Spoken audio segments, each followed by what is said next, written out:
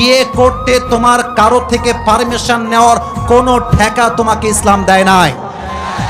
প্রথমে বিয়ের জন্য বাপ মায়ের হাত ধরবা, পা ধরবা, বোঝাবা, বুঝাবা, বোঝাবা, বোঝাবা, try again again again, try again.